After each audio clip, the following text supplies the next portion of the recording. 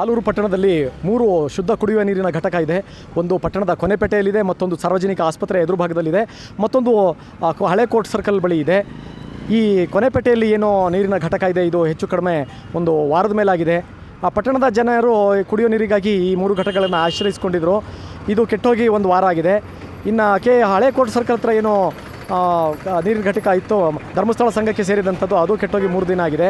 ಹಾಗೆ ಸಾರ್ವಜನಿಕ ಆಸ್ಪತ್ರೆ ಎದುರುಗಡೆ ಇರುವಂಥ ನೀರಿನ ಘಟಕ ಅದು ಹೆಚ್ಚು ಕಡಿಮೆ ಯಾವಾಗಲಿಂದ ಆರಂಭ ಆಯಿತು ಆವಾಗಲಿಂದ ಇದುವರೆಗೂ ಕಾರ್ಯನಿರ್ವಹಿಸ್ತಾ ಇಲ್ಲ. ಅದಕ್ಕೆ ಹಾಕಿರುವಂಥ ಇಡೀ ಬಂಡವಾಳ ವೇಸ್ಟ್ ಆಗಿದೆ.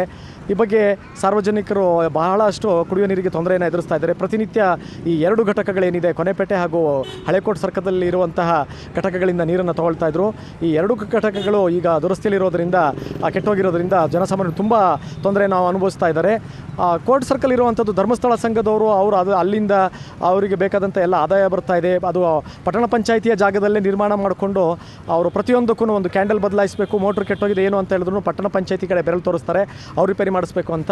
ಪಟ್ಟಣ ಪಂಚಾಯಿತಿಯವರಿಗೆ ಕೇಳಿದ್ರೆ ಅವರು ಸಬೂಗಳನ್ನು ಹೇಳ್ತಾರೆ, ಕೆಟ್ಟೋಗಿದೆ, ಸುಟ್ಟೋಗಿದೆ ಮೋಟ್ರು ಅಂಥೇಳಿ.